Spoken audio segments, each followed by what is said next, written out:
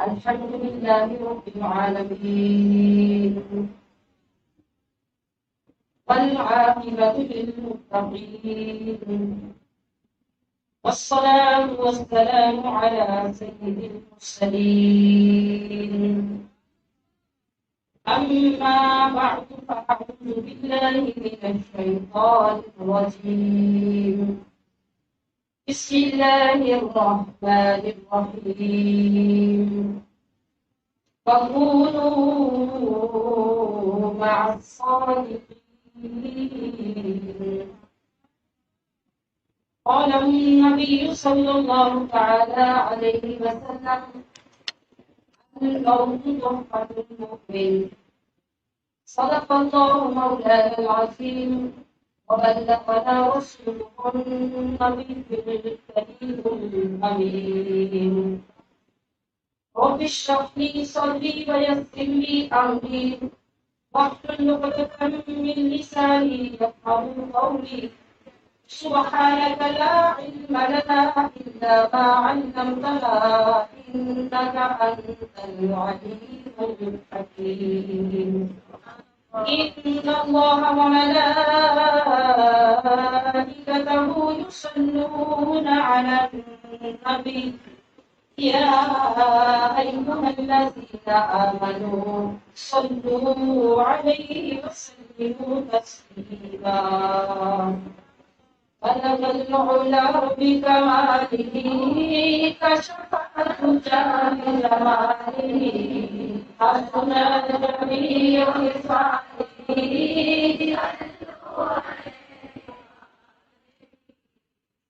صلوا عليه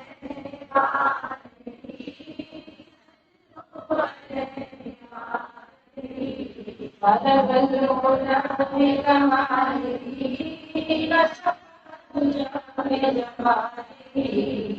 حسن جميع خصاله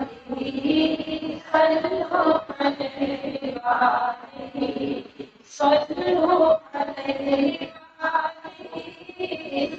صلوا عليه بلغ العلا بكماله جميع خصاله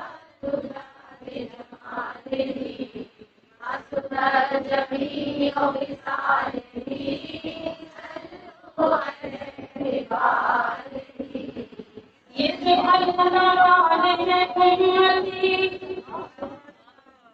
اپنے ماحول کے مطابق اپنی افکار کو توجہ فرمائیے گا. يجعلنا عليكم أمتي انہی کے دم سے یہ جو اللہ والے ہیں امتی یہ جو اللہ والے ہیں امتی انہی کے دم سے یہ روشنی جو نہ کبھی کسی کبھی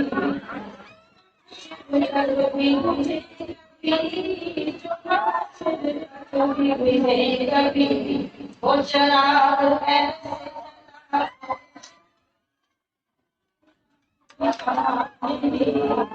سفل الجہ بجماله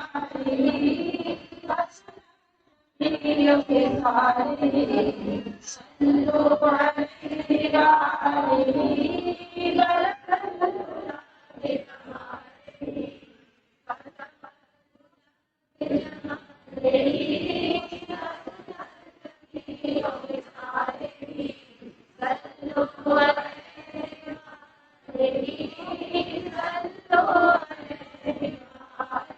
اور اب علیہ السلام اور آپ کے اولادوں کا مقام کیا ہوتا ہے؟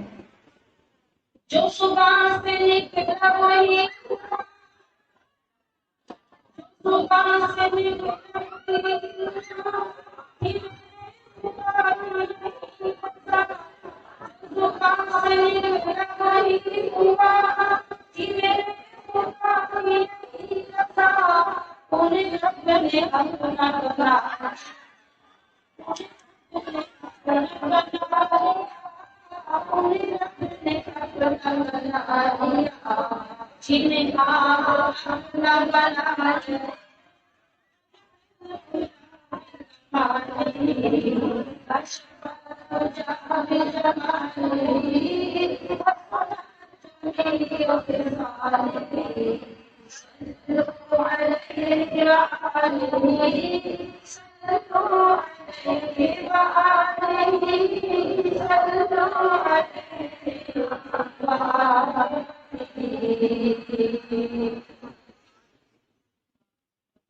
ان کی نسبت ملی. میں نے کیا کہا؟ ان کی نسبت ملی. اس وقت سارے نسبت والے بیٹھے ہیں. فخر کیجیے، کیجیے اپنے مقدر پر. کسی کو ایک واسطے سے، کسی کو دو سے، کسی کو چار سے، کسی کو پانچ سے، مگر نسبت مل گئی. ان کی نسبت ملی اور کیا چاہیے؟ ان کی نسبت ملی اور کیا چاہیے؟ بن گئے امتی. کیا چاہیے؟ بن گئے امتی اور کیا چاہیے؟ اور توجہ، ان پہ ایمان لانے کے باعث ہوئی، ان پہ ایمان لانے کے باعث ہوئی کیا؟ قبر میں روشنی. اور ان پہ ایمان لانے کے باعث ہوئی قبر میں روشنی. ذکر محبوب باری سے دل کی کلی، ذکر محبوب باری سے دل کی کلی کھل کے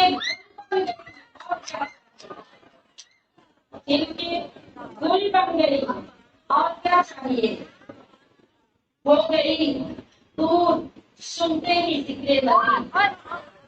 ہو گئی دور سنتے ہی ذکر نبی. کیا؟ دل کی افسردگی. یہ کمال ہے ذکر مصطفیٰ. یہ ذکر اللہ کا کمال ہے. صدموں کے، غموں کے، دکھوں کے پہاڑ بھی آ جائے تو مومن کا اعزاز اور اس کی انفرادیت بس یہ ہوتی ہے کہ وہ کہتا ہے نہ سنے مجھ کو نصیحت نہ سنا نہ سنا. اور پھر جب دکھ میں ڈوب جاتا ہے، سب میں چاروں طرف سے گھیر لیتے ہیں، وہ کہتا ہے نہ سنے مجھ کو نصیحت نہ سنا نہ سنا. تو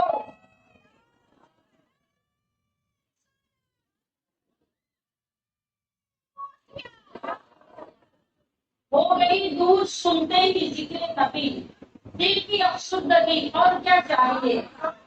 اور یا نبی کہہ کے دی جب صدا. یا نبی کہہ کے دی جب صدا، بات بگڑی بنی. اور کیا چاہیے؟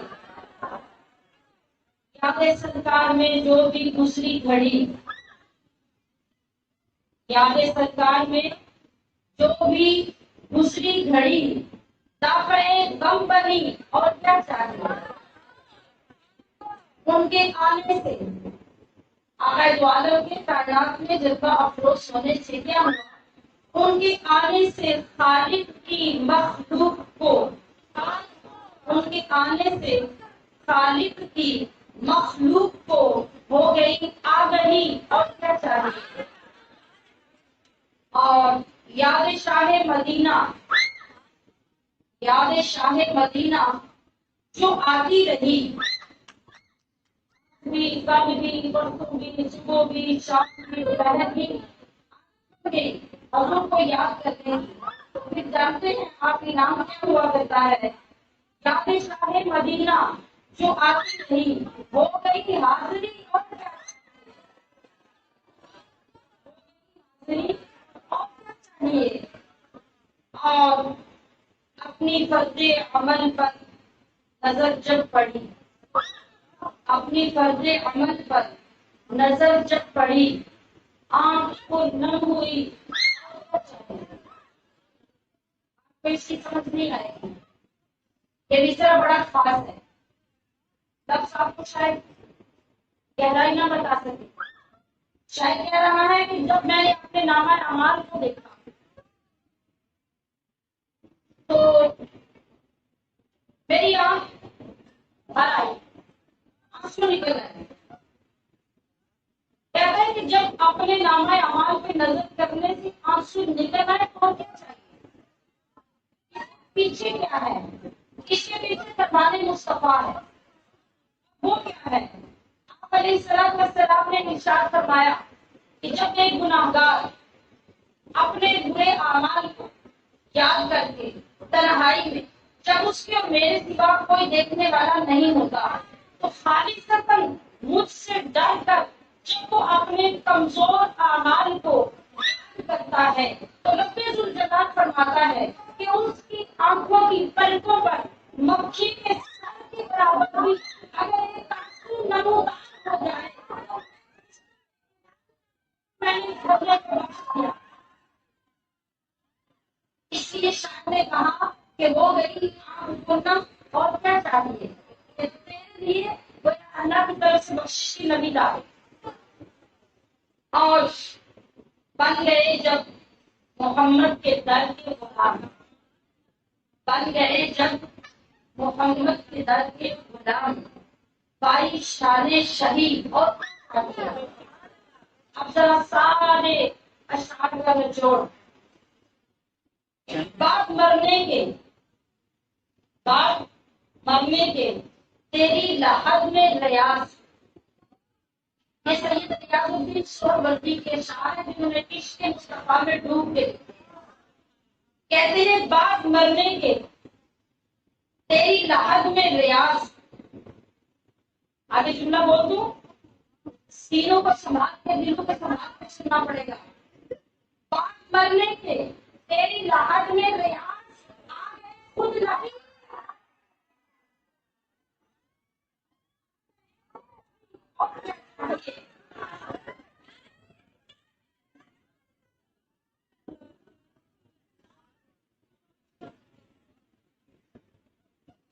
شیعہ محترم،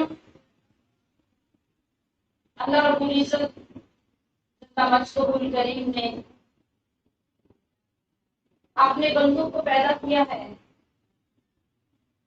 اس کائنات میں بھیجا ہے ہمیشہ نہ رہنے کے لیے، واپس جانے کے لیے. میں آقا دو عالم علیہ السلام کی سنت مقدسہ کے مطابق اپنے برادر طریقت انجینئر صوفی سیف اللہ سیفی صاحب علیہ وہ تمام خاندان سے یہ ساری تعزیت کرتی ہوں. آپ سب کے لیے صبر کی اور اجر کی دعا کرتی ہوں. اللہ رب العزت آپ کو اس اجر کے بدلے میں وہ جزا جس کا اس نے وعدہ فرمایا ہے وہ عطا فرمائے گا. اور آپ کو معلوم ہوگا کہ صبر پر ملنے والی جزا کیا ہے. ان اللہ مع الصابرین. اللہ اپنے بندے کے ساتھ کے بدلے اپنا ساتھ دے دیتا ہے. اس کی مثال ایسی ہے جیسے برادر صوفی سیف اللہ رحمۃ اللہ علیہ کی دنیا سے رحلت کے بعد آپ کے سامنے منظر کشی ہے. اللہ پاک نے آپ کے حلقے میں ان کی ڈیوٹی لگائی. ڈیوٹی لگانے والے کوئی اور تھے، فیض بھیجنے والے، کرنٹ بھیجنے والے کوئی اور تھے، آگے تقسیم کرنے والا کوئی اور تھا. جو غلام ہوا کرتے ہیں وہ مالکوں کے پابند ہوتے ہیں. جب تک جس کی ڈیوٹی چاہیے ہوتی ہے مالک ڈیوٹی لے لیتے ہیں. اور یہ بڑی سرفرازی کی بات ہوتی ہے اور اعلیٰ بختی کی بات ہوتی ہے کہ ڈیوٹی دینے والا ربوبیت حاصل کر کے مالکوں کی موجودگی میں چل سکے. یہ بہت بڑی گارنٹی ہوتی ہے بخشش کی، مغفرت کی اور اعلیٰ درجہ. کیوں؟ اس لیے آپ جب دنیا میں ہیں آپ کے مالک پیچھے آپ کو فیض دے رہے ہیں، اور جب آپ دنیا سے جاتے ہیں تو آپ کے مالک آپ کی قبر پہ آ کے جب دعا کرتے ہیں تو پھر جتنے درجات کے وہ مالک ہوتے ہیں، جتنے مقامات کے وہ مالک ہوتے ہیں، ان مقامات کے مطابق رب ذوالجلال قبر میں آپ کو وارفع اعلی مقام. بس ہم چونکہ مادی دنیا میں رہتے ہیں، باقی انسان ہیں، ہمارے کچھ تقاضے ہیں، ہماری کچھ ضروریات ہیں. ہمارا یہ جو جہان ہے اس میں ایک عادت، ایک طبیعت ہوتی ہے انسان کی رہنے کی. اور ایک انسان کے لیے رب ذوالجلال نے جو رشتے، جو تعلقات، جو ریلیشنز بنائے ہیں، ان کے بغیر رہنا بھی بہت مشکل ہوتا ہے. مگر یہ کبھی نہ بھولیے گا کہ اللہ کے بنائے ہوئے یہ رشتے، ان کے ساتھ یہ محبت، اور اس محبت میں تڑپنا اور رونا اللہ کی قائم کردہ حدود کے اندر رہ کر بھی ہمارے لیے باعث اجر و ثواب اور عبادت کا ثواب ملا دیتا ہے. ہر چیز کے اندر رب کریم نے لاکھوں کروڑوں حکمتیں پوشیدہ رکھی ہیں جن کا ہمیں معلوم نہیں ہوتا. ہم بعض اوقات چھوٹی سی غلطی سے ان کو ضائع کر بیٹھتے ہیں اور تھوڑے سے صبر کے ساتھ بے پناہ اجر و ثواب حاصل کر لیتے ہیں. کوئی شخص دنیا میں ایسا نہیں جس پر یہ وقت نہ آئے، کبھی کسی پہ پہلے، کبھی کسی پہ بعد. وہ دنیا دار ہو، شاہ مقربین الہی میں ہو، وہ کوئی عالم دین ہو، کوئی اللہ کا ولی ہو، کوئی غوث ہو، قطب ہو. ہم کہاں تک گنائیں جب ساری کائنات کے بانی محمد رسول اللہ کا بھی وقت رحمت آ رہا ہے، تو پھر یہ تو نظامی قدرت یہ سب کے ساتھ آئے گا. لیکن یاد رکھیے جو سمجھنے والی بات ہے وہ کیا ہے کہ جس طریقے سے ہم دنیا میں دیکھتے ہیں، آپ اپنی گلی میں دیکھیں، باہر روڈ پہ نکلے یہاں دیکھیں، ادھر دیکھیں، ادھر دیکھیں، جتنے گھر آپ کے ارد گرد محلے میں ہیں سب کا اسٹیٹس ایک جیسا ہے، سب کی زندگی ایک جیسی ہے، سب کے گھر ایک جیسے ہیں، کھانا پینا ایک جیسا، کمائی ایک جیسی نہیں. یہ بات سمجھ میں آ گئی نا؟ بالکل اسی طرح جس طرح زمین کے اوپر ہمارا اسٹیٹس برابر نہیں، زمین کے نیچے بھی برابر نہیں، زمین کے نیچے بھی برابر نہیں ہے. اور جو اللہ والے ہوتے ہیں ان کے مقامات کیا ہوتے ہیں، ان کے مطابق اور ان کو فیض دینے کے والوں کے مطابق رب ذوالجلال ان کے مقامات بڑھاتا ہے. اور یہ آپ سب جو یہاں تشریف لائے ہیں، یہ آپ کون ہیں؟ یہ آپ روحانی اولاد ہیں، ٹھیک ہے. اور اولاد کی کوئی ایک نیکی بھی آٹومیٹکلی اللہ تبارک و تعالیٰ پیچھے نہیں رہنے دیتا، بلکہ وہ خود بخود اس کے ماں باپ تک پہنچتی جاتی ہے. وہ پہنچائیں یا نہ پہنچائیں، وہ دعا کریں یا نہ کریں، کیونکہ جو ماں باپ ہوتے ہیں، نسلی ماں باپ اور روحانی ماں باپ، انہوں نے اپنی اولاد میں محنت کی ہوتی ہے، انہوں نے ان کی زندگی کو سنوارا ہوتا ہے. لہٰذا اللہ کا نظام یہ ہے کہ جب وہ اپنے ماں باپ کے دنیا سے جانے کے بعد پیچھے کوئی نیک اعمال کرتے ہیں تو ان کے نیک اعمال کا ثواب خود بخود ان کے ماں باپ کو پہنچ جاتا ہے. رسول اللہ صلی اللہ علیہ وسلم نے ارشاد فرمایا، ایک شخص جنت میں بیٹھا ہوگا، فرشتہ آئے گا اور آ کر اس شخص سے کہے گا کہ آپ یہاں سے اوپر والے درجے کی جنت میں منتقل ہو جائیں، یہ اللہ کا حکم ہے.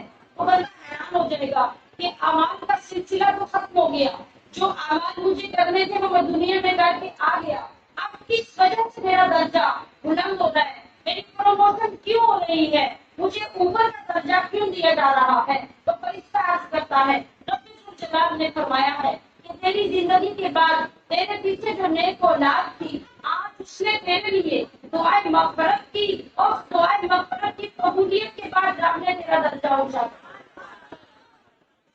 یہ ہماری نیکیوں کا ثمر ہے جو زندگی کے بعد بھی ہمیں ملے گا، اور اس طریقے سے ملے گا ایک صدقہ برابر بھی نیک کام ضائع نہیں ہوگا.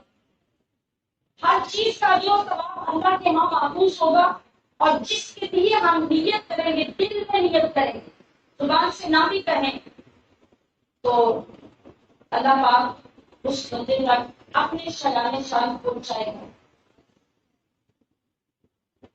میں نے آپ کے سامنے ایک قرآن مجید کی آیا مبارکہ کے 2 لفظ پڑھے، وَكُونُوا مَعَ الصَّادِقِينَ، جس کا ترجمہ ہے کہ سچوں کے ساتھ لگ جاؤ، سچوں کے ساتھ لگ جاؤ۔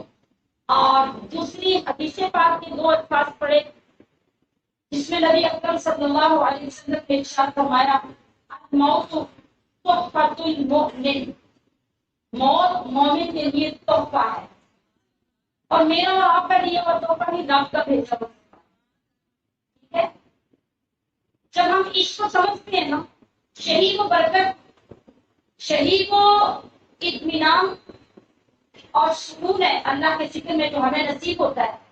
کیوں کہ جو پردے ہمارے آگے ہوتے ہیں اللہ کے ذکر کرنے سے، وہ پردے جب ہٹتے ہیں تو ہمیں تسکین ہونے لگ جاتی ہے۔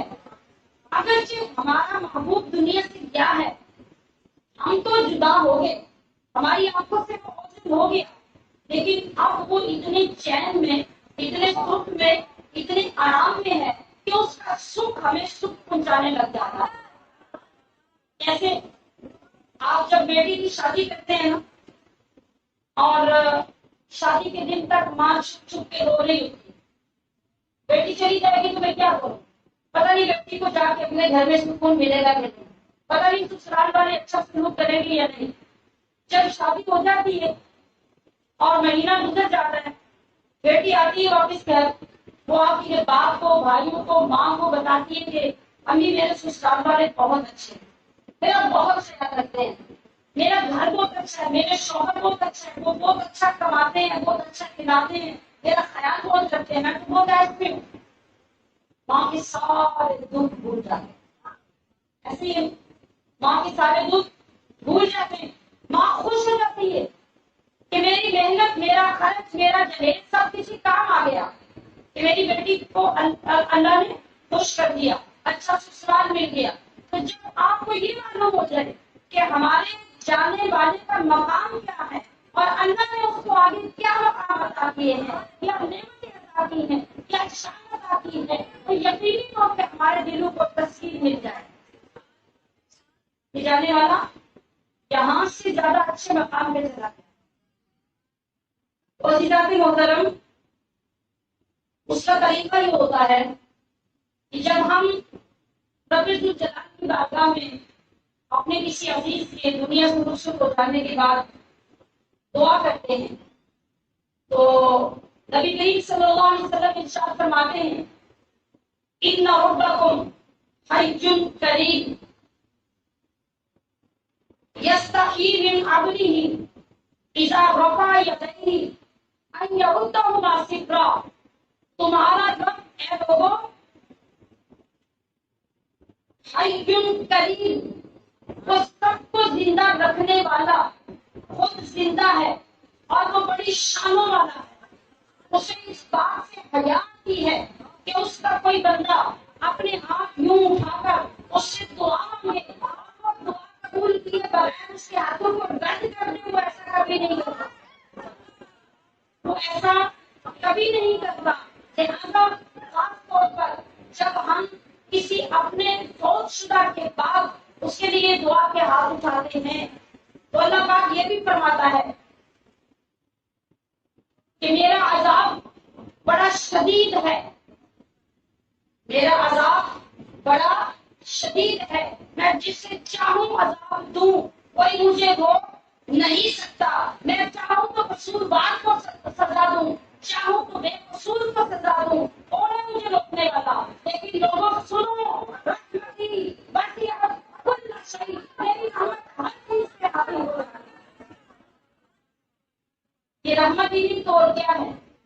ہم جو بیٹھے ہیں نا، یہ ہمارا بیٹھنا عبادت ہے، ہمارا رونا عبادت ہے، ہمارا یاد کرنا عبادت ہے، ہمارا ذکر کرنا عبادت ہے، اور اب ہمارے اندر نیت یہ ہے کہ ہم اپنے عزیز، اپنے بھائی، اپنے باپ، اپنے مرشد، اپنے استاد، جس کی رشتے کے ساتھ نسبت لے کے آپ بیٹھے ہیں، آپ اس کی نیت سے بیٹھے ہیں، آپ زبان سے کہیں یا نہ کہیں، جتنے وقت میں آپ کی زبان سے ایک کلمہ بھی ادا ہو رہا ہے، اس کا ثواب ڈائریکٹ آپ کے پیر مرشد کو پہنچتا ہے۔ رحمت ہے کہ نہیں؟ کتنی بڑی رحمت ہے. ہمیں اگلے حالات کا کچھ علم نہیں، ہماری آنکھوں کے سامنے کچھ نہیں، لیکن اللہ کے فرمان میں اتنی تسکین ہے اور اللہ کے محبوب کے ارشاد میں اتنی صداقت ہے کہ ہم آنکھیں بند کر کے اس کو مانتے ہیں جو ہمارے نبی نے فرمایا وہی سچ ہے. اور اس کے ماننے کا ثبوت یہ ہوتا ہے کہ ہمیں اس کا ذکر سن کے، اس کا وعدہ سن کے یقین آ جاتا ہے، تسکین ہو جاتی ہے، صبر آ جاتا ہے. یہ سب ہمارے ساتھ ہوتا ہے. تو میں نے عرض کیا کہ اللہ کے حبیب نے فرمایا کہ الموت تحفۃ المومن، موت مومن کے لیے تحفہ کیسے ہے. دیکھیے مومن گناہگار بھی ہوتا ہے اور مومن نیکوکار بھی ہوتا ہے. مومن عام بھی ہوتا ہے اور مومن خاص بھی ہوتا ہے اور مومن خاص الخاص بھی ہوتا ہے. ٹھیک ہے، ہر ایک کے لیے موت تحفہ ہے. اب آپ کہیں گے کہ گناہگار کے لیے تحفہ کیسے ہے، خاص اور خاص الخاص کے لیے تحفہ کیسے ہے. گناہگار کے لیے اس لیے موت تحفہ ہے کہ جب وہ گناہ کر رہا تھا، آج ایک کیا، کل دو کیے، پرسوں تین کیے، اس کو گناہ ہو رہے تھے، جب موت آ گئی تو گناہوں کا سلسلہ رک گیا، گناہوں سے بچا لیا رب نے. اب جو کر لیے تھے وہ کر لیے. جب وہ زیر زمین گیا تو بھائی نے بھی ہاتھ اٹھائے، بیٹے نے بھی ہاتھ اٹھائے، دوستوں نے بھی ہاتھ اٹھائے، کسی نے صدقہ کیا، کسی نے خیرات کیا، کسی نے غریبوں یتیموں کو کھانا کھلایا، کسی نے غریب کو کپڑے پہنا دیے. یہ سب کام کرنے کی وجہ سے اس کے قبر میں جانے کے بعد اس کو یہ سامان جب پیچھے پہنچا تو اللہ نے اور گناہوں میں کمی کر دی. اور اس سے یہ بعید بھی نہیں ہے کہ گناہگار پر اس کو رحم آ جائے، اس کے پیچھے والوں کی دعا کی وجہ سے خدا سارے گناہ معاف فرما دے. ٹھیک ہے، تو مومن کے لیے موت تحفہ بن گئی.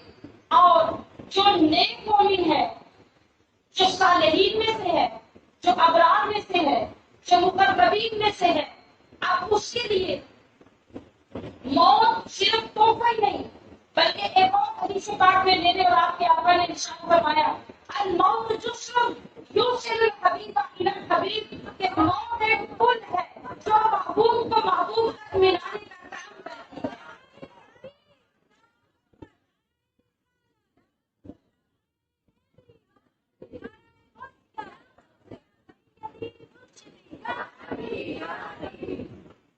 تو میں آپ کو عرض یہ کرنا چاہ رہی ہوں کہ جو مالک پیچھے رہ جائیں اور غلام آگے چلا جائے تو اس کا فائدہ کتنا ہوتا ہے کہ اب جب بھی ہاتھ اٹھیں گے مرشد کے ہاتھ پیچھے اٹھیں گے.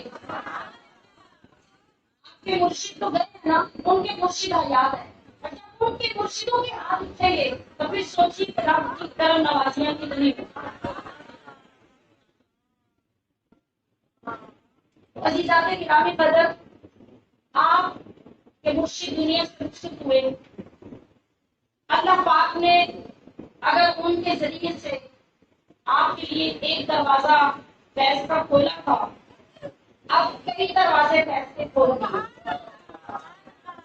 ایک تو جیسے پہلے ہماری عزیزہ بیان کر رہی تھی کہ جب اللہ کا ولی زندہ ہوتا ہے ایسا ہوتا ہے اس کی تلوار نیام میں ہے، اور جب وہ دنیا سے رخصت ہوتا ہے ایسے ہے جیسے اس نے تلوار نکالنی ہاتھ میں اور لہرا رہا ہے. اور دوسری مثال یہ ہے جس وقت انسان دنیا میں ہوتا ہے نا، تو دنیا میں اس کے بیوی ہیں، بچے ہیں، ماں باپ ہیں، بہن بھائی ہیں، رشتے دار ہیں، مریدین ہیں، شاگرد ہیں، ان سب کو اس نے توجہ تقسیم کر کے دینی ہے. کتنا کتنا وقت سب کو ملے گا، اور پھر تمام خاندان کے امور بچا لانے، کاروباری معاملات سنبھالنے کے بعد مریدوں کو کتنا وقت مل رہا ہے آپ خود اندازہ کر لیجیے. یہ سارے وقت اس نے تقسیم کر رکھے ہوتے ہیں، اور اللہ کے لیے بھی اس کو کتنا وقت ملتا ہے 5 وقت نماز پڑھنے کا اور محدود وقت میں ذکر کرنے کا ٹائم ملتا ہے. مگر جس وقت انسان دنیا سے چلا جاتا ہے نا، وہ جو رب کا محبوب بندہ ہوتا ہے، وہ جب رب کے دربار میں پہنچ گیا، اب منزل تو اس کو مل گئی، مقام پہ تو وہ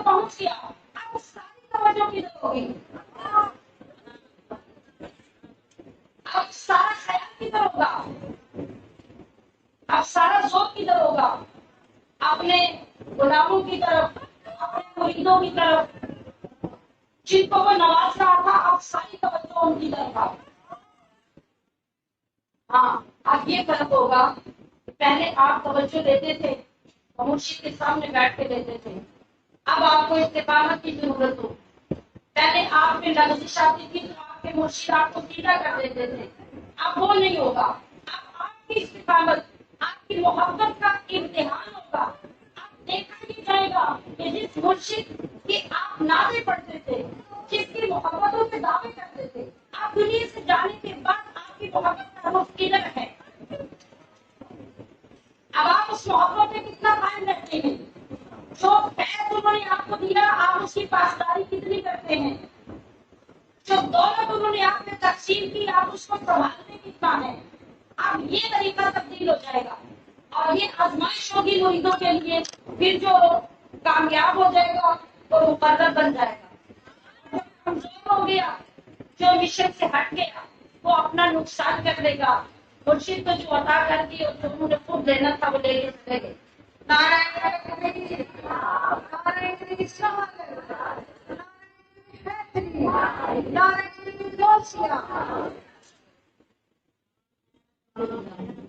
عزیزہ کی گرامی قدر، مبارک صاحب رحمۃ اللہ علیہ کی غلامی اس وقت، اس دور میں، اس زمانے میں، کائنات میں ایسی غلامی، ایسی نسبت، ایسا تعلق ہے، آپ روئے زمین پر پھریں ایسی نسبت تلاش کرنے کے لیے تو آپ کو نہیں ملے گا. آپ دیکھیے وقت گزرتے گزرتے دیر نہیں لگتی اور لگی بھی نہیں ہے. ہم نے جب یہ سنا کہ صحابی وہ ہوتے ہیں جو نبی علیہ السلام کی بارگاہ میں بیٹھ کر اپنی آنکھوں سے حضور کا دیدار کرتے تھے، حضور کی صحبت میں بیٹھ کر فیضیاب ہوتے تھے، اس کو صحابی کہا جاتا ہے. ہمارے دل کتنے تڑپے محبت پانی کے اندر، محبت نے کیسے جوش مارا، کیسی حسرتیں پیدا ہوئی. کاش کہ ہم اس زمانے میں ہوتے، ہم بھی ایک بار آقا کا دیدار کرتے، ہم بھی چند حضور کی مجلس میں جا کے بیٹھتے. کتنی طرح پیدا ہوتی ہے یہ فیض، یہ وراثت صحابہ کی طرف، وہاں سے تابعین کی طرف، پھر تبع تابعین کی طرف، پھر آگے مجددین کی طرف، عباس کی طرف، مفسرین کی طرف، آئمہ کی طرف منتقل ہوتا ہوتا ہوتا آج ہمارے دور میں جب پہنچا، اللہ تعالی عز و جل نے حضرت مبارک صاحب رحمۃ اللہ علیہ کی صورت میں ہمیں مصطفیٰ کریم کا نمائندہ عطا فرمایا. دیکھیے یہ زمانہ کتنی جلدی تبدیل ہوا، وقت کتنی جلدی گزرا. مبارک صاحب رحمۃ اللہ علیہ جو پاکستان میں تشریف لائے، ابھی آپ کا نام جاننے والے چند لوگ تھے جس وقت اس گناہگار کو مبارک صاحب کے قدموں میں جا کر بیعت ہونے کی شامت. اور 1992 میں یعنی 1992 میں مبارک صاحب رحمۃ اللہ علیہ پہلی مرتبہ جب پنجاب تشریف لائے تو ہمارے جامعہ میں تشریف لائے، اور آپ کی آمد کا سین اور وہ روحانیت اور وہ آپ کو ویلکم کرنے کا جذبہ، ہماری طالبات کی کیفیت، آپ یقین کیجئے کہ وہ لفظوں کو بیان کرنے والی نہیں ہے. آپ کے مرشد جن کی محبت میں آپ کا یہ حال اور یہ طلب ہے، یہ حضرت شیخ الحدیث قرآن حضرت مولانا حمید جان مبارک رحمۃ اللہ علیہ کے مرید ہیں، اور حضرت مولانا حمید جان مبارک صاحب کے مرید ہیں. ٹھیک ہے، اور آپ لوگوں کا تیسری مقام پہ یہ حال ہے تڑپنے پڑکنے کا. تو ذرا سوچئے کہ ہم ڈائریکٹ مبارک صاحب کا مرید اور خود مبارک صاحب تشریف لا رہے تھے تو اس وقت عالم کیا ہو، اس وقت عالم کیا ہوگا. تو آج آپ دیکھیے کہ وقت دوسرا اس کا پتہ بھی نہ چلا. آج آپ اس بات کو اعزاز سمجھتے ہیں کہ ہم ان لوگوں سے بیٹھ کے بات کریں جنہوں نے مبارک صاحب کی صحبت میں بیٹھ کے پیدا کی. ایسے ہی آنے والا وقت بہت جلدی وہ بھی آ جائے گا جب وہ لوگ ہوں گے جو آپ پہ رد کریں گے کہ آپ نے اپنے مرشد غریب حضرت صوفی سیف اللہ سیفی صاحب کی بارگاہ میں بیٹھ کر ڈائریکٹ فیض حاصل کیا. اب یہ وقت بھی نہیں رہے گا. تو میری گزارش یہ ہے کہ عزیزات محترم، ہمارے اساتذہ کرام اور مرشد غریب یہ سب ہماری زندگیوں میں ہے. ہم نے اللہ کے فضل، ان کی دعاؤں، ان کی نگاہ سے آپ کے مشن کو ہر دن میں آگے بڑھایا ہے. ٹھیک ہے، میں آپ کو یہ انتہائی موقت نصیحت کر رہی ہوں. اگر آپ یہ چاہتے ہیں کہ آپ کا فیض ہر لمحہ بڑھتا رہے، اگر آپ یہ چاہتے ہیں کہ آپ کے مقامات بڑھتے رہے، اگر آپ یہ چاہتے ہیں کہ آپ کو اپنے مرشد کا قرب دنیا سے جانے کے بعد بھی حاصل ہوتا رہے، اگر آپ یہ چاہتے ہیں کہ جنت میں آپ کے مرشد کریم کے درجات بلند ہوتے رہیں، تو پھر آپ یہ سمجھ لیجئے کہ پہلے آپ کے مرشد آپ کو تیار کر رہے تھے، آپ کی ڈیوٹیاں لگا کے چلے گئے ہیں. آپ ڈیوٹیوں کے لیے کبھی وابستہ ہو جائیے. میں نے عرض کیا کہ ہمارے جو استاد مفتی صاحب رحمۃ اللہ علیہ تھے، جن سے ہم نے تعلیم حاصل کی، پہلے وہ جب دنیا سے رخصت ہوئے تو وہ ہمیں اپنے بیٹے کہا کرتے تھے. آپ کی نظر کا کمال، آپ کی شخصیتوں کا یہ کمال تھا کہ جس دن حضرت مفتی صاحب رحمۃ اللہ علیہ کا چہلم تھا، اس دن ان کی نظر سے اور ان کے فیض سے ہم جتنے لوگ اسٹاف میں تھے، ہم نے چہلم میں کھڑے ہو کے اس طرح اجتماع میں سب کے سامنے اعلان کیا کہ آپ سب کے سامنے مفتی صاحب ہمیں آپ کے موجودگی میں بیٹے کہا کرتے تھے. آپ دیکھیں گے کہ جب تک ہم زندہ رہیں گے مفتی صاحب کے بیٹے بنے رہیں گے. مفتی صاحب رحمۃ اللہ علیہ کا یہ فرمان تھا. آپ جب ہمارے پاس ایک تربیتی حلقے میں بیٹھا کرتے تھے، آپ فرماتے تھے کہ میری خواہش یہ ہے کہ اہل سنت پر جماعت کے جامعات کا خواتین کی تعلیم کے لیے اداروں کا پاکستان میں جال بچھا دوں گا. لیکن انہیں زندگی نے بہت صحیح دی اور وہ اس پہ عمل درآمد نہیں کر سکے. لیکن جن کمزور اور ناکام لوگوں کے سامنے وہ یہ فرمایا کرتے تھے، رب الجلال نے مجھ جیسے کمزور لوگوں سے آپ کی خواہش کی تکمیل کروا دی. ان کی دعاؤں، ان کے فیصلے پاکستان کے اندر صرف ابھی عزیزہ بیان کرتے تھے کہ 80 سے زیادہ مدارس ان کا فیض تقسیم کرتے تھے. یہ وہ محبت ہے جو تقاضا کرتی ہے کہ آپ مرتے دم تک آپ کے اپنے مرشد کے ہو جائیں. پھر حضرت مبارک صاحب رحمۃ اللہ علیہ آپ کا مثال ہو گیا. آپ کی جو توقعات تھی، جو خواتین کے اندر فیض تقسیم کرنے کی آپ کی جو خواہش تھی اور آپ کی جو حکمت عملی تھی، وہ انقلاب اور تبدیلی جس کے لیے بڑے بڑے لوگ نعرے لگاتے رہے، دعوے کرتے رہے، وہ انقلاب نہ لا سکے، وہ تبدیلی نہ لا سکے. خدا کی قسم، ایک مرشد کریم حضرت اخوندزادہ مبارک رحمۃ اللہ تعالیٰ علیہ کی نظر میں تو کمال کر دیا کہ وہ اپنے اسلام سے خواتین کے اندر تقسیم کیا کہ پنجاب کی وہ عورت جو سیدھی نماز نہیں پڑھتی، ہر وقت اللہ اللہ اللہ کرنے لگے.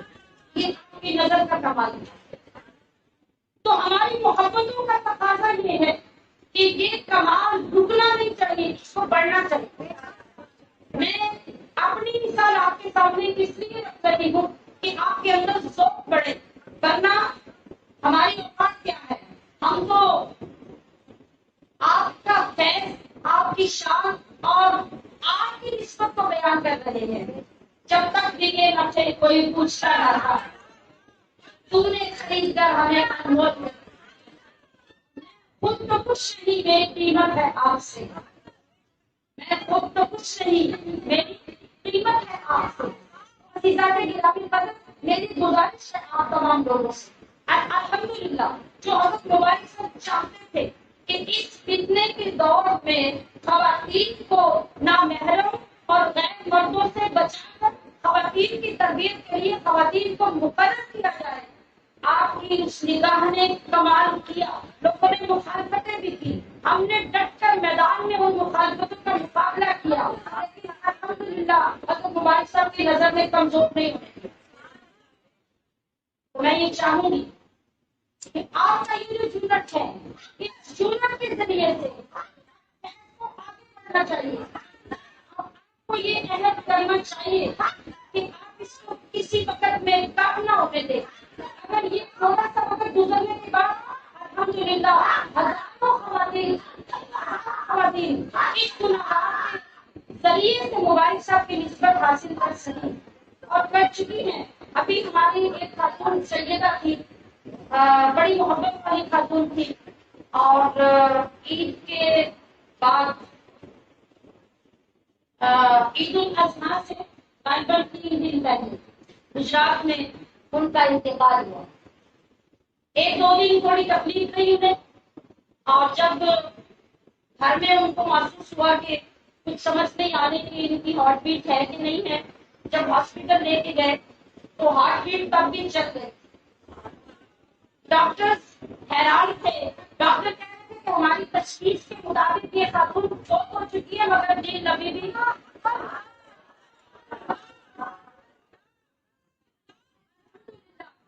یہ تو کمال ہے. اور حضرت مبارک صاحب یہ فرمایا کرتے تھے کہ کمال یہ نہیں ہے کہ مردے کو زندہ کر دیا جائے، مردہ زندہ ہوگا تو پھر مر جائے گا. حضرت عیسیٰ علیہ السلام نے جتنے مردے زندہ کیے تھے وہ اپنی موت دوبارہ مر گئے تھے، کوئی آج تک زندہ نہیں ہے. تو حضرت مبارک صاحب یہ فرمایا کرتے تھے کہ کمال یہ نہیں کہ مردہ زندہ کیا جائے، کمال یہ ہے کہ دل زندہ کر دیا.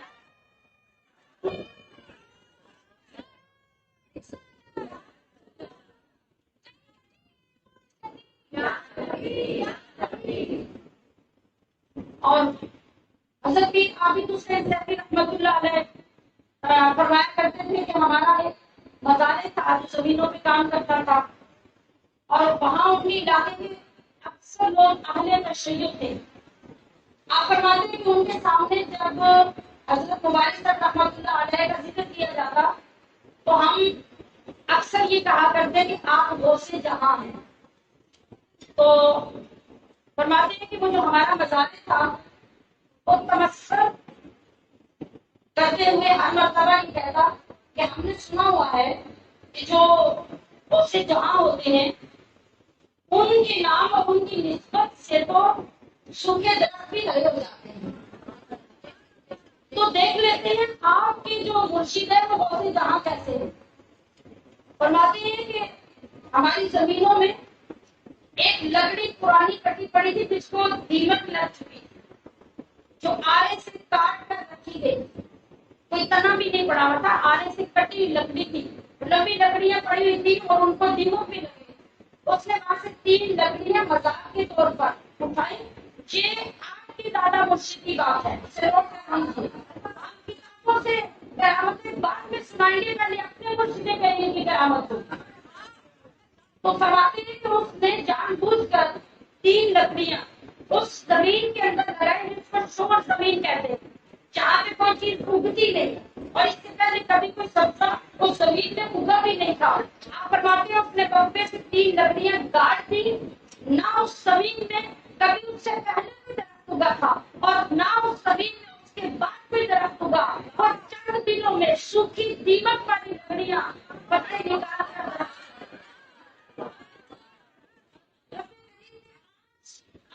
اس قریب مرشد کی نسبت عطا فرمائی ہے. ہمارے کو لوگ کتابوں میں پڑھتے ہیں، اللہ نے آپ کے مرشد کو وہ کرامتیں عطا فرمائی. رحمت اللہ علیہ فرمایا کرتے تھے کہ میرے ساتھ 7ویں جگہ پر بھی کسی کی نسبت قائم ہوگی تو وہ میرا ہی مرید ہوگا. اسے اعظم فرمایا ہے. تو اس خوش قسمتی پہ ناز کیجیے، ہر لمحہ اس پہ رشک کیجیے اپنے مقدر پر جو اللہ نے آپ کو عطا فرمائی ہے.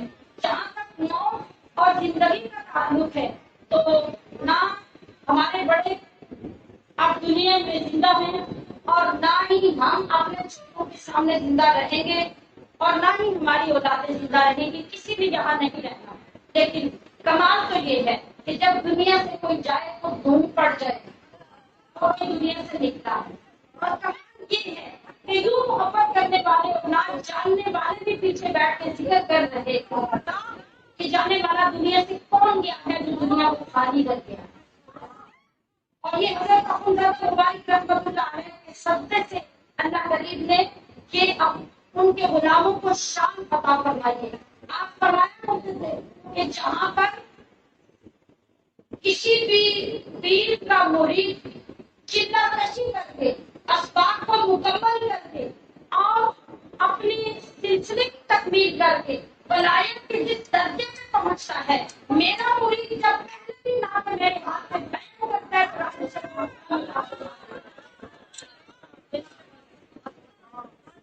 تو لوگوں کی محبتیں نہیں سنے، لوگوں کی باتیں نہیں سنے، لوگ کیا کہتے ہیں۔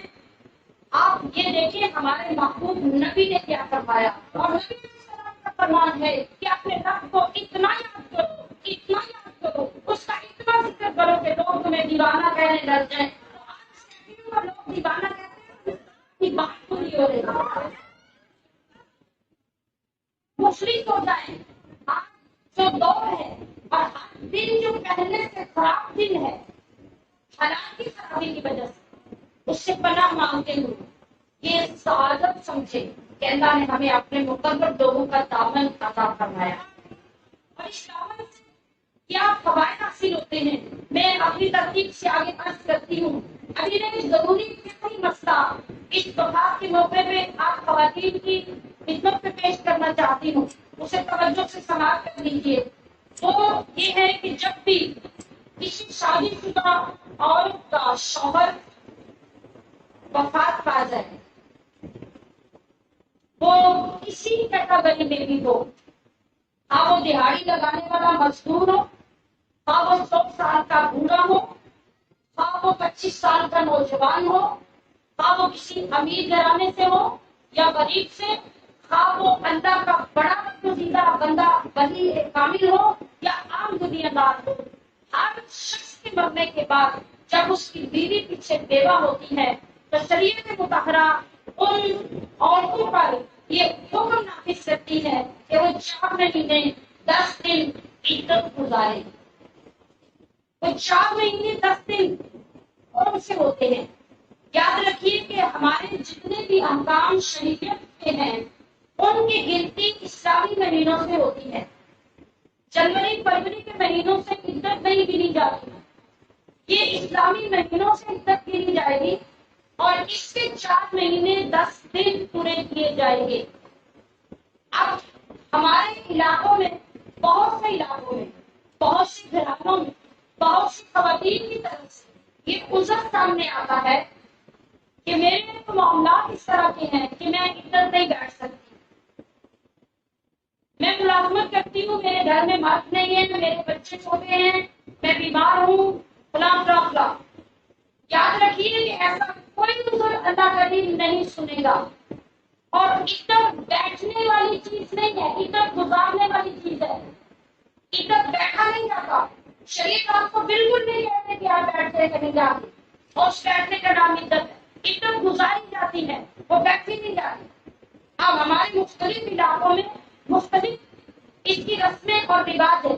بعض علاقوں میں خواتین کہتی ہے کہ اس بیوہ کو جنازے کے پیچھے گلی میں نکال دو، کہ کچھ ٹائم جنازے کے پیچھے چلی جائے، اب اس کو عدت بیٹھنے کی ضرورت نہیں ہے۔ اور کچھ جگہوں پر یہ ہوتا ہے کہ یہ اپنے شوہر کی قبر پہ چلی جائے، لہٰذا آپ اس کو عدت گزارنے کی ضرورت نہیں ہے۔ یا کسی کا پہلا دن اور دوسرا دن گزر گیا، اب اس کے بعد خواتین اسے کہنے لگ جاتی ہیں کہ تو 2 دن تو عدت بیٹھی نہیں، اب تیری عدت نہیں ہو سکتی، اب تو عدت مت بیٹھ۔ یہ سب خرافات ہیں، ان کا شریعت مطہرہ سے کوئی تعلق نہیں۔ اور میں نے عرض کیا کہ عدت کسی کے بیٹھنے کا نام بھی نہیں ہے، عدت گزارنے کا نام ہے۔ ان پابندیوں کے ساتھ آئیے میں وہ عرض کر دوں اور یہ اپنے پردے باندھ دیجیے بات کہ جتنی خواتین اپنے شوہروں کے مرنے کے بعد عدت نہیں گزارتی وہ اللہ کی سرعام نافرمانی کرتی ہیں۔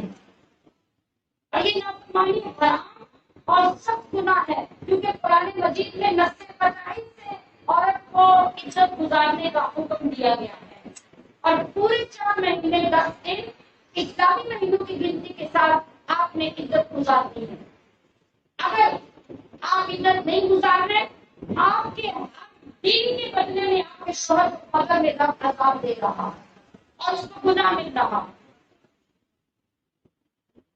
یہ آج آپ سب کے لیے سب سے پہلا صدقہ جاریہ آپ کے پیر صاحب کی محفل کا ہے، اسے میت پر گھر میں جا کے پہنچائیں۔ آپ عورتوں کو بھی خصوص کی بات بتائیں کہ آپ شوہر کے مرنے کے بعد تمہارے اوپر کیا لازم ہے اور تمہیں کس طریقے سے عزت گزارنی ہے۔ اب اس عزت میں آپ نے کیا کرنا ہے؟ سب سے پہلے آپ نے وہ زیورات پہن رکھی ہے جو شوہر کی وفات کے وقت، یعنی اس کے بعد جب بھی آپ کو سمجھ آئے کہ مجھے اتار دینے چاہیے، یا آس پاس کی بہن بھابیاں کچھ بتائیں، آپ اپنے زیورات اتار دیجیے۔ اپنے زرق بڑک بھڑکیلے لباس، خوش رنگ لباس یا ایسے موتی ستاروں والے سوٹ جو بعض اوقات لوگوں کے عام بھی بنے ہوتے ہیں جو پہنتے ہیں، بے شک وہ آپ کے عام ہو، لیکن دیکھنے والے کو وہ اسپیشل اور نیو لگ رہے ہوں تو آپ کو وہ بھی نہیں پہننے۔ سادہ لباس جس کو دیکھنے والا دیکھ کر یہ کہے کہ یہ عورت شوق میں ہے، آپ کو وہ لباس پہننا ہے۔ خوشبو والا تیل آپ نے 4 مہینے 10 دن سر میں نہیں لگانا، آنکھوں میں سرما نہیں لگانا، ہاتھوں اور پیروں پہ مہندی نہیں لگانی، کسی بھی قسم کا خوشبو والا صابن یا ویسے کوئی خوشبو عطر یا پرفیوم وہ استعمال نہیں کرتی، اور کسی جگہ پہ جا کر آپ نے رات نہیں رکنا۔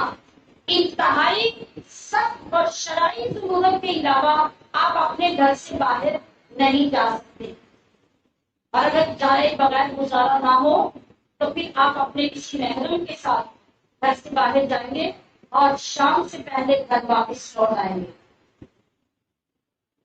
اگر آپ ملازمت پیشہ خاتون ہیں تو ہمارے قانون میں لا میں یہ بات ہے کہ آپ کو عزت کے لیے چھٹی مل سکتی ہے۔ اگر کسی پرائیویٹ ادارے میں آپ کو چھٹی نہیں ملتی یا وداؤٹ پے ملتی ہے اور آپ وداؤٹ پے گزارا کر سکتے ہیں تو آپ کو وداؤٹ پے چھٹی لے لینی چاہیے۔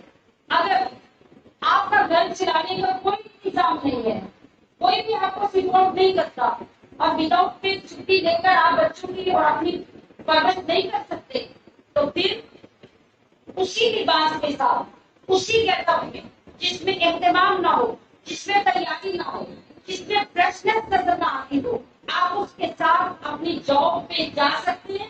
اگر دوسرے شخص پہ جاتے ہیں تو پھر آپ کو کسی محرم کا ساتھ انتظام کرنا ہوگا۔ اگر قریب ہے تو آپ جائیں، اپنی جاب سے شام سے پہلے واپس آ جائیں، یہ آپ کے لیے اجازت ہے۔ اگر دوران عدت آپ شدید بیمار ہو جائیں تو پہلی صورت یہ ہے کہ آپ ڈاکٹر کو گھر بلوا لیں۔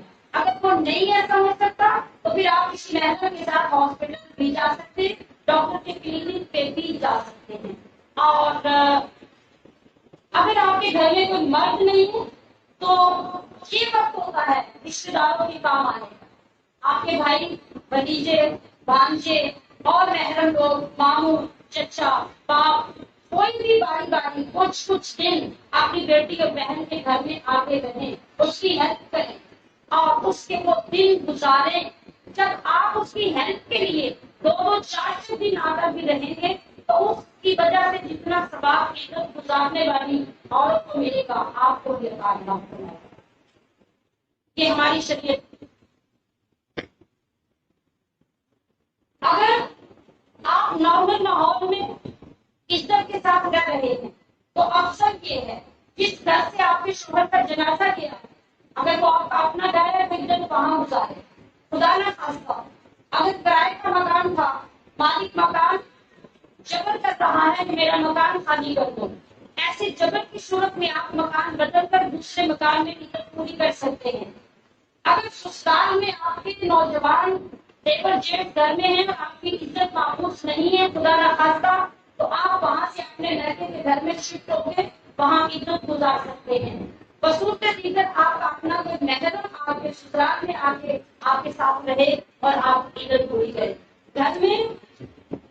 آنے والے جو لوگ آپ کے محرم ہیں ان سب سے آپ ملاقات بھی کر سکتے ہیں، گھر میں چل پھر کے کام بھی کر سکتے ہیں، بات چیت بھی کر سکتے ہیں۔ بعض گھروں میں یہ ہوتا ہے کہ کمرے میں بیٹھ کے عید گزارنی اور اسی بےجا پابندی کی وجہ سے خواتین کو بہت مشکل لگتا ہے، اور بعض جگہ پہ یہ کیا جاتا ہے کہ 4 مہینے 10 دن اور مکمل چادر لپیٹ کے گھر میں رہتی ہے اور ہر ایک سے پردہ کرتی ہے۔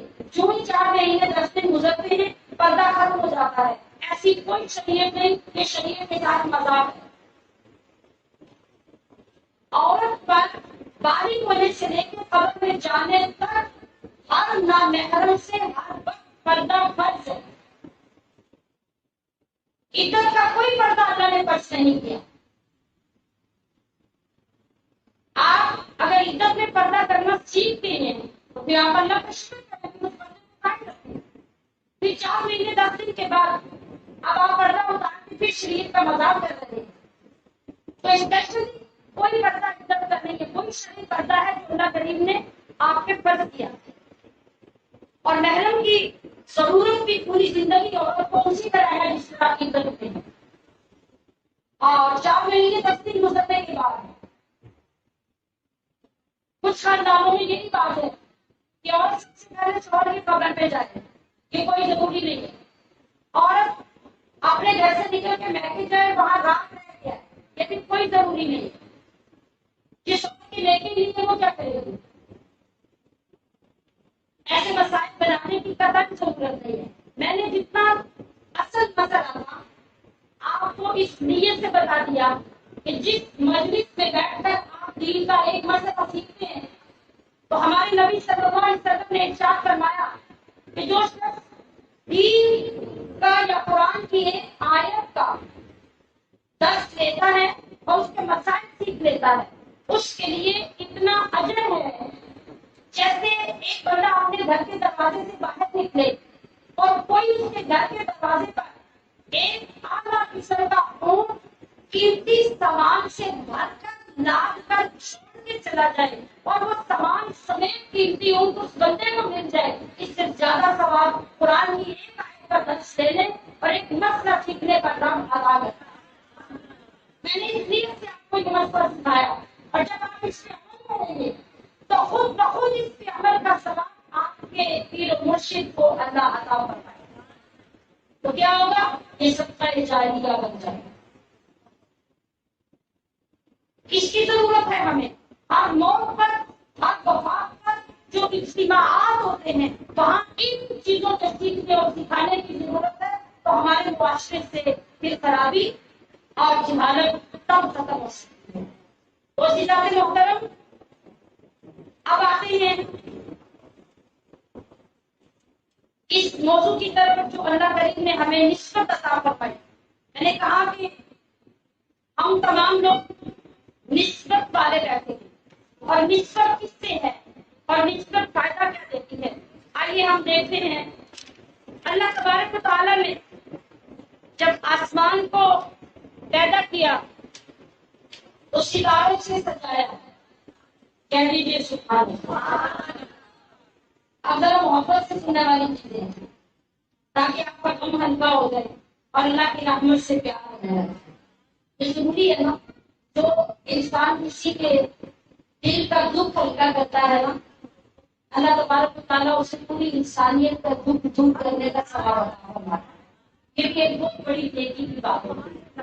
آپ کے لوگوں کو رلانا یہ کمال نہیں ہے، جو رو رہے ہیں اس کے ذریعے اور لوگوں کو اور روئے تاکہ لوگ دیکھیں کہ رونے والا واقعی بڑے درد سے رو رہا ہے۔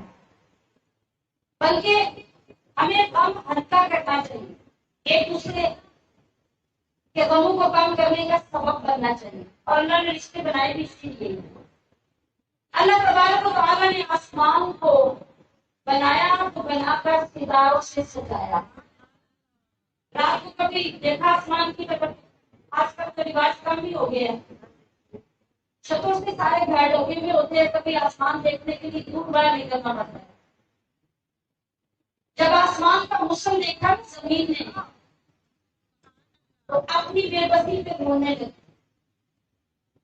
توجہ ہے، توجہ ہے، زمین اپنی بے بسی پہ کہ یا اللہ اتنا سجا دیا تو نے آسمان کو، اتنا ڈیکوریٹ کر دیا. زمین جب ہوئی، اگلا جملہ سنیے، مجھے دیکھ کے سنیے. زمین جب ہوئی تو اللہ نے زمین پہ اپنے بلیوں کو پیدا کر کے زمین جو اللہ کے ذکر والا منور دل لے کر زمین پہ چلتا ہے تو آسمان والے فرشتوں کو ایسے نظر آتا ہے جیسے رات کو ہمیں ستارے نظر آتے ہیں. بلی کا مقام. اور پھر دیکھیے ستارے اور چاند مل کر رات کو روشنی کرتے ہیں اور دن کو چھٹی. آج سورج دن کے وقت اپنی روشنی لٹاتا ہے اور رات کے وقت چھٹی. مگر اولیاء کرام رات کو بھی اور دن کو بھی اللہ کا نور دیکھنے میں لگے ہوتے ہیں. اس لیے حکم ہوا وَكُونُوا مَعَ الصَّادِقِينَ. سچوں کے ساتھ ہو جاؤ، اس کے بڑے فائدے ہوں گے. اس لیے کہ جب تم سچے لوگوں کے ساتھ لگ جاؤ گے نا اور ان کی نسبت کے ساتھ جب دعا مانگو گے تو تمہاری دعائیں رد نہیں ہوں گی. انما يتقبل الله من المتقين، کہ اللہ صرف متقی اور پرہیزگاروں کی ہی دعائیں قبول کرتا ہے. اور اگر ان کا دامن چھوٹ جائے تو پھر دعائیں قبول نہیں ہوتی، رد کر دی جاتی ہیں. حضرات گرامی قدر، در در کی آپ چھان کر انسان کو کچھ نصیب نہیں ہوتا، لیکن کہ اللہ والے جو ہیں جب انسان ان کی دکانیں رحمت پہ پہنچ جاتا ہے اس کو منزل مل جاتی ہے. اور آپ کو معلوم ہے کہ جب مطلب کی چیز مل جائے تو پھر انسان وہاں ٹھہر جاتا ہے، پھر آگے نہیں جاتا. مثلاً آپ مارکیٹ میں جائیں، آپ کو کپڑا خریدنا ہے، جس دکان سے آپ کو مرضی کا کپڑا مل جائے گا اس کے بعد آگے جائیں گے؟ نہیں جائیں گے. جو چاہیے تھا وہ تو مل گیا. سبزی چاہیے، سبزی کی دکان سے سبزی مل گئی، آگے جائیں گے؟ نہیں. جو چاہیے تھا وہ مل گیا تو دادا صاحب لاہور میں آگے کیوں ٹھہر گئے؟ پاک پتن والے فرید الدین وہاں کیوں ٹھہر گئے؟ اجمیر والے اجمیر میں کیوں ٹھہر گئے؟ اس لیے کہ جس چیز کو جو چاہیے تھا وہ جہاں جہاں سے ملا پھر وہ وہیں رہ گیا، پھر دنیا میں ان کا طواف کرنا شروع کر دیا. یہ اللہ والوں کا کمال ہوتا ہے. آپ جب اللہ کے ملک کے لیے نکلیں گے تو یہ اللہ والوں کی دکان سے بھی ملے گا، اور جب جس کو مل جائے گا اس کو تسکین ہو جائے گی. اور یہ ہمیں صرف پھرنے سے نہیں ملے گا، بغیر کسی کے وسیلہ لیے، بغیر کسی اللہ والے سے نسبت چھوڑے اللہ نہیں ملے گا. اس لیے یہ میری یا کسی عالم دین کی بات نہیں، یہ قرآن عظیم فرما رہا ہے وَاعْلَمُوا أَنَّ اللَّهَ مَعَ الْمُتَّقِينَ. جانتے ہو کہ اللہ متقین کے ساتھ ہے. جب تم متقین کے ساتھ بیٹھو تو وہی اللہ ہوگا، وہیں سے تمہیں اللہ ملے گا. تو جب اللہ مل جاتا ہے تو پھر دلوں کو تسکین آ جاتا ہے.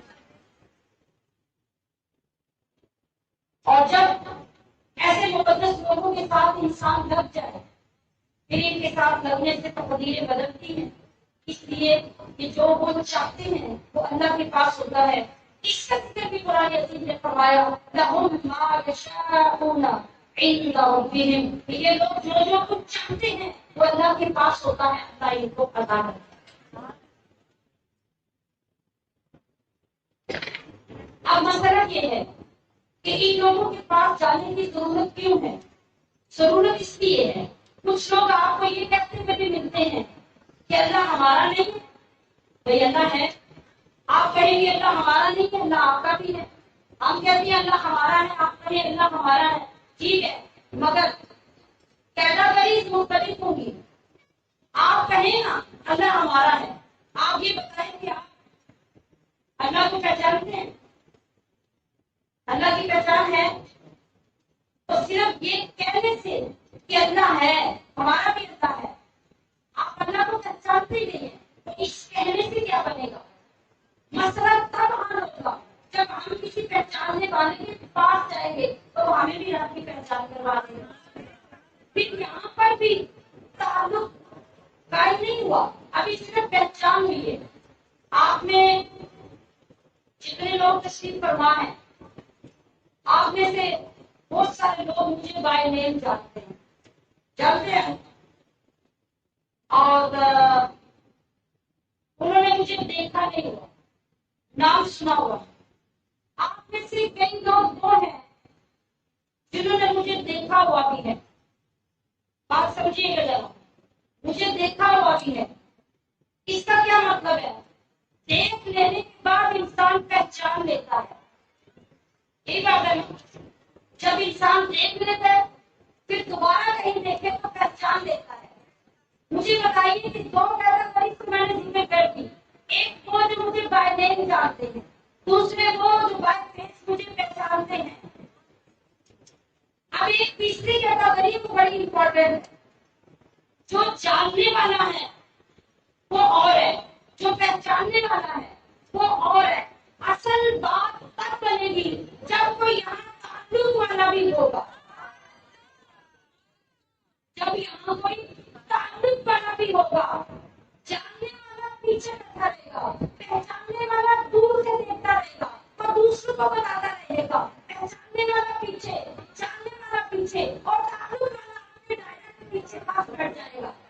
تو بات اس سے بنے گی جو تعلق والا ہوگا۔ آج آپ دیکھیں تو کوئی وزیر ہو، کوئی مشیر ہو، ٹھیک ہے، اور بڑے بڑے M P M L A تعلیم لے کر لسٹوں میں نام لکھوا کے باہر آ کے کرسیوں پہ بیٹھے ہوتے ہیں۔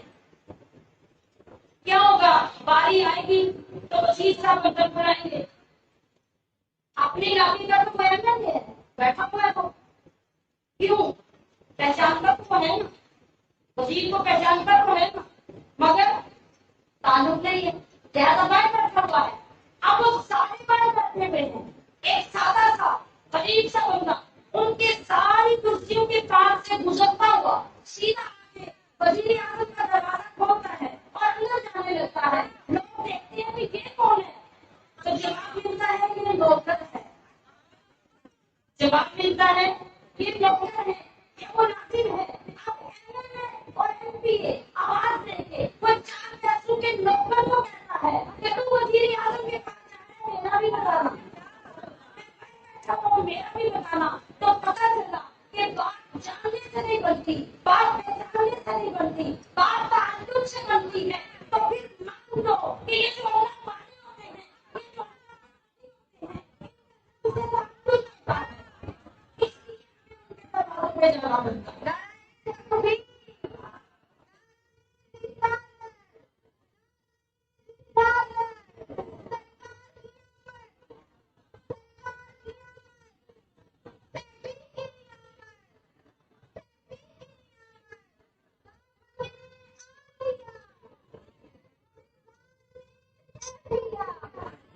سمیاتی گرامی مطلب یہ جو بات ہوئی تھی نا، وہ جو نوکر اندر جا رہا تھا تو پیچھے سے سب نے کہا تھا ہمارا بھی بتانا، اسے کہتے ہیں وسیلہ۔ مسئلہ آسان بھی ہو گیا، وسیلہ سمجھنا آسان بھی ہو گیا جی، اسے کہتے ہیں وسیلہ۔ اس کا کون انکار کرے گا بتائیے؟ جب وزیر بھی انکار نہ کر سکا، ایم ایل اے بھی نہ کر سکا، ایم پی اے نہ کر سکا، وکیل نہ کر سکا، ڈاکٹر نہ کر سکا، ان سب نے سفارش بھیجی اندر کہ میرا بھی بتانا، میرا بھی بتانا، مجھے کام ہے، مجھے جلدی بلا دے۔ اس کو وسیلہ کہتے ہیں۔ اور اگر یہ وسیلہ کسی کے پاس نہیں ہوتا تو نہ وہ دنیا میں کچھ کر سکتا ہے اور نہ آخرت کے معاملے میں کچھ کر سکتا ہے۔ اسی کو وسیلہ کہتے ہیں، اور کوئی صاحب عقل یہ نہیں سمجھتا کہ یہ شرک ہوتا ہے، یا جس کے ذریعے سے ہم وسیلہ حاصل کرتے ہیں اس کو ہم رب کے ساتھ شریک ٹھہراتے ہیں۔ یہ کسی کی کبھی سوچ نہیں ہوا، یہ صرف دماغ کی خرابی کی بات ہے۔ کسی کے ذریعے سے کسی کا خلق تلاش کیا جاتا ہے، وہ ملازم کے ذریعے جو پیغام بھیج رہے ہیں انہیں پتا ہے کہ وزیر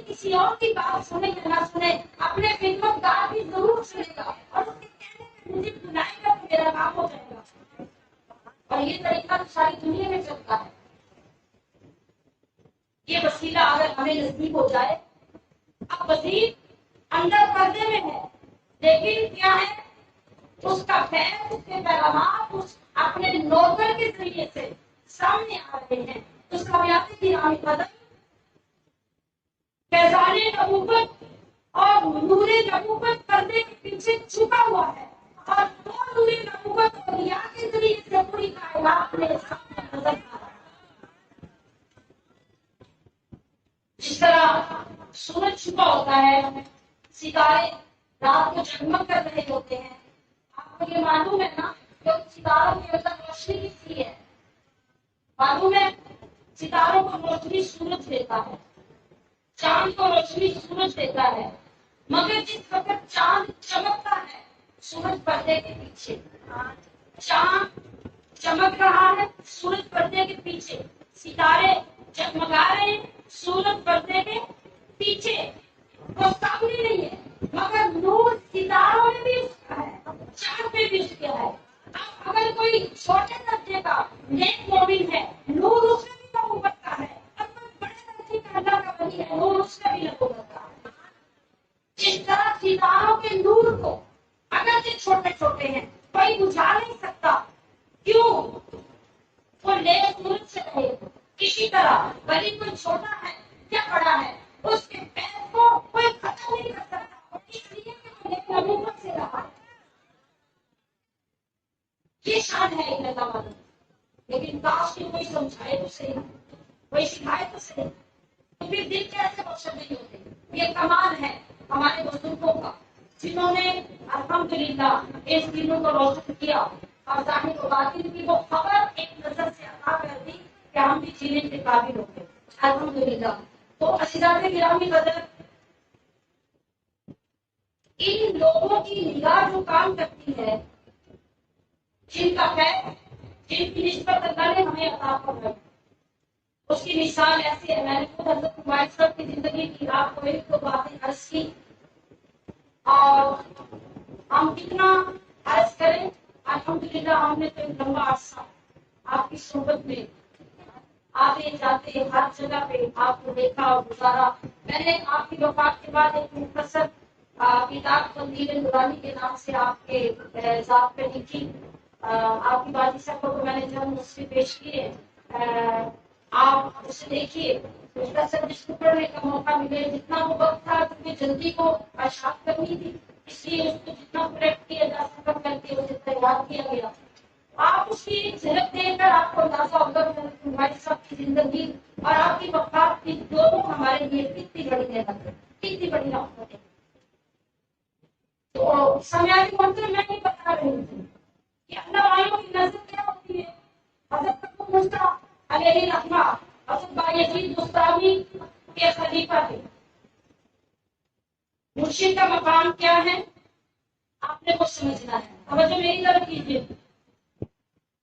آپ اگر تھک گئے تو میں بند کر دوں جی، آپ بھی میری طرف دیکھنا ضروری ہے، اس لیے کہ بات کی سمجھ بات کرنے والے کو دیکھے بغیر نہیں آتی. حضرت ابو موسیٰ نام یاد رکھ لیجیے، یہ خلیفہ ہے حضرت بایزید بستامی رحمۃ اللہ علیہ. ایک رات خواب دیکھتے، بڑا عجیب اور کمال خواب. خواب دیکھا کہ عرش معلیٰ کو کندھوں پہ اٹھایا ہوا ہے اور میں لے کے چل رہا ہوں. کیا بول کر بتائیے کیا؟ عرش معلیٰ حضرت ابو موسیٰ نے خواب میں کندھوں پہ اٹھایا ہوا ہے اور لے کے چل رہے ہیں. حیران ہو گئے کہ یہ کیسا خواب ہے. فوراً تیاری کی اور مرشد کی آستانے کی طرف بھاگے کہ میں جا کے مرشد سے اس خواب کی تعبیر پوچھوں. جب مرشد کی آستانے کی طرف آئے، جب اپنی آستانے کی گلی میں آئے تو پیروں سے زمین نکل گئی. لوگ حضرت کا جنازہ لے کر آستانے سے باہر نکلنے کی آپ کا مشن ہو گیا. آپ فوراً بے ساختہ بھاگے جنازے کی طرف اور آپ نے جا کے اپنے مرشد کے جنازے کو کندھا دیا. تو اپنے آپ کو مخاطب کر کے کہتے ہیں حضرت میں تو آپ سے آپ کی تعبیر پوچھنے آیا تھا مگر میرے ساتھ کیا ہو گیا؟ جب مرید نے حضرت ابو موسیٰ نے یہ جملہ بول کر کہا تو حضرت بایزید بستامی نے اپنے قدم سے منہ باہر نکال کے کہا یہی تیرے کام کی تعبیر ہے۔ اس میں سبب کیا ہے کہ مسلمانوں اگر تمہیں کوئی کامل پیر مل جاتا ہے تو اس کا مقام تمہارے لیے عرش معلیٰ ہے۔ یہ زمانوں کی شان ہوتی ہے اور ان لوگوں کی نسبتیں جو ہمیں فائدہ دیتی ہیں۔ آپ سمجھتے ہیں کہ صحابی کو صحابی کس سے بنایا، تابعی کو تابعی کس سے بنایا، تبع تابعی کو تبع تابعی کس سے بنایا؟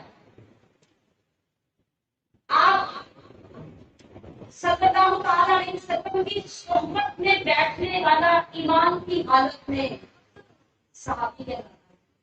اس صحبت نے یہ کمال کیا کہ پھر قرآن عظیم نے اس مجلس میں اور صحبت میں بیٹھنے والے کو رضی اللہ عنہ کا خطاب عطا فرمایا۔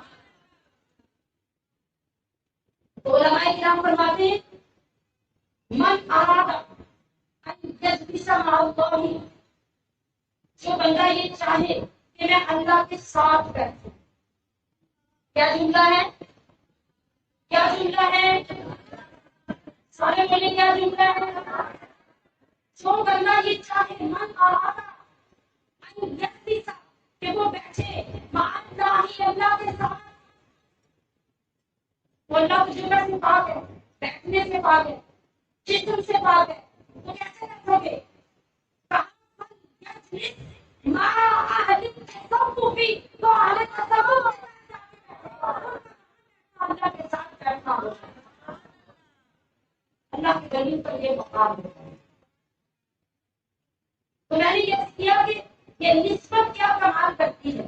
آپ ایک دستہ لائیں بازار سے، کاغذ سے ایک کاغذ نکالیں، اس کے اوپر پکوڑے رکھ کے کھا لیں، کاغذ کدھر جائے گا؟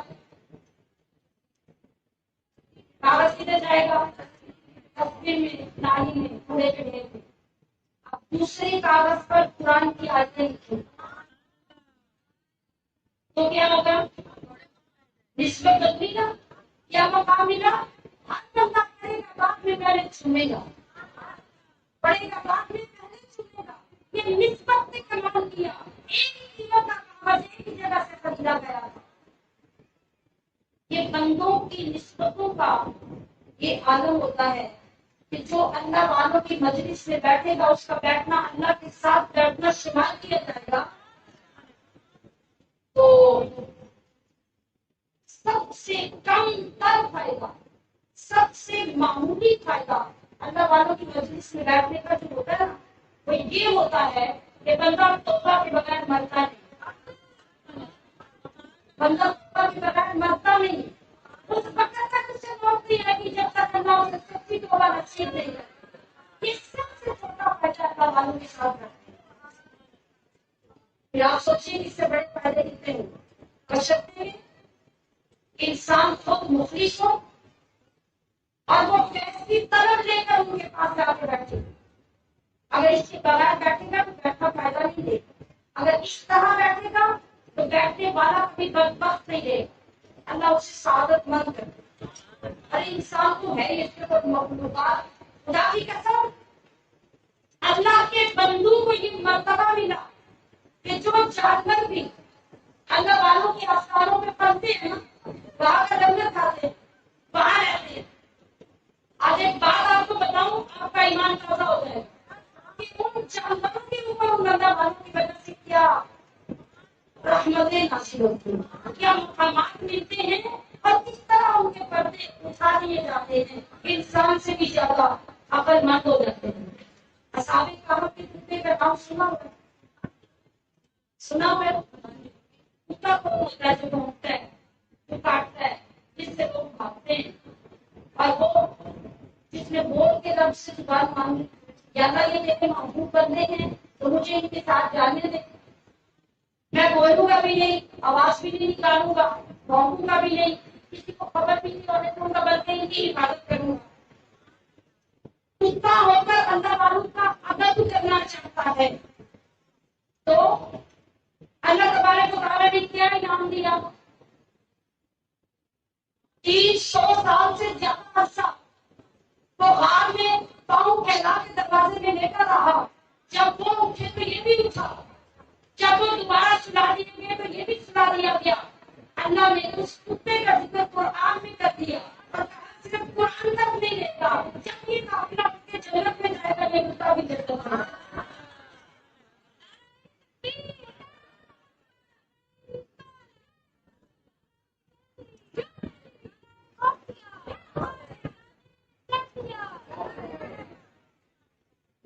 एक बुजुर्ग गुजरे हैं, हजरत मखदूम अशरफ जहांगीर, हजरत मखदूम अशरफ जहांगीर समदानी रहमतुल्लाह अलैह।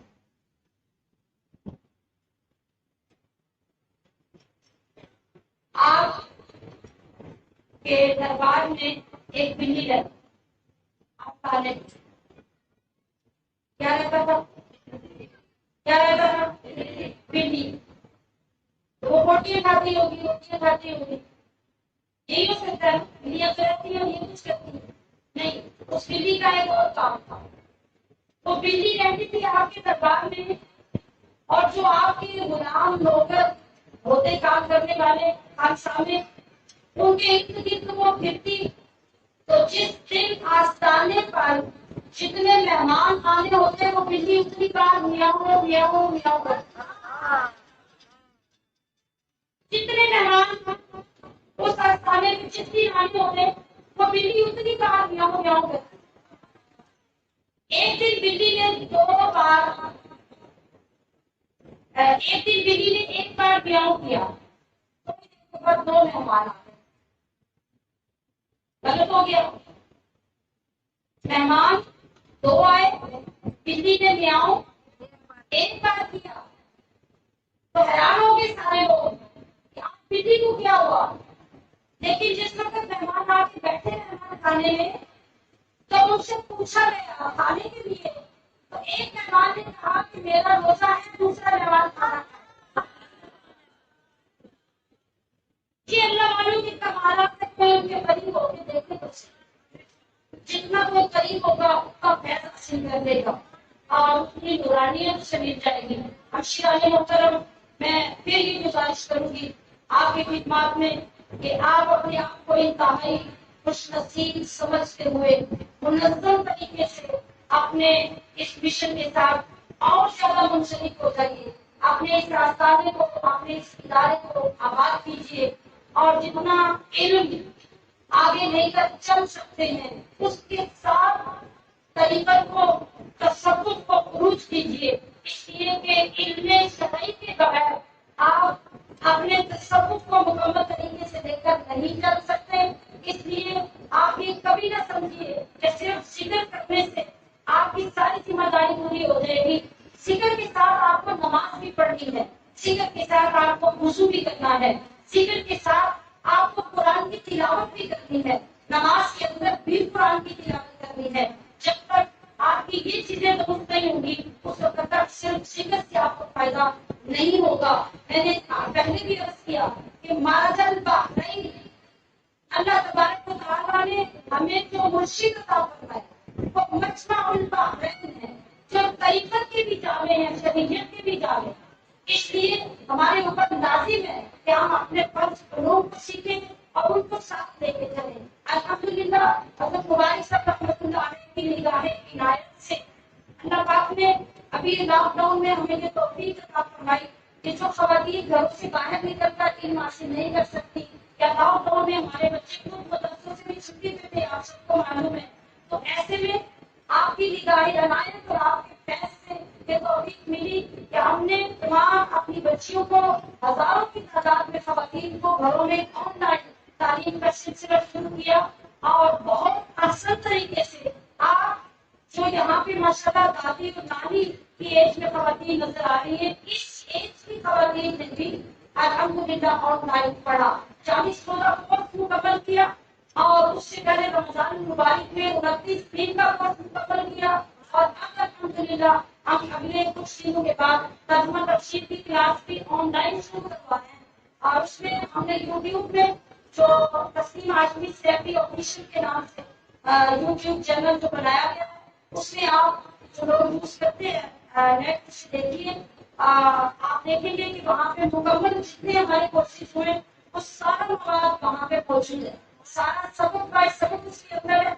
आप जितनी मुअल्लिमात यहाँ तशरीफ फरमाए आप वहाँ से खुद अपने बच्चों को भी आगे करवा सकते हैं। हम इसीलिए पब्लिक कर दिया ताकि जो अल्लाह की नेमत है और जो उससे पैसे नेमत अदा की है उसको रोका ना जाए बल्कि उसको आग कर दिया जाए। तो इंशाल्लाह आगे आप इसको आगे बढ़ा सकते हैं, ले जा सकते हैं, अपने इदारों को मुनज़्ज़म कर सकते हैं, एस्टैब्लिश कर सकते हैं। हमारी हर वक्त हर लम्हा आपके लिए दुआ रहेगी, हमारी खिदमत हासिल होगी।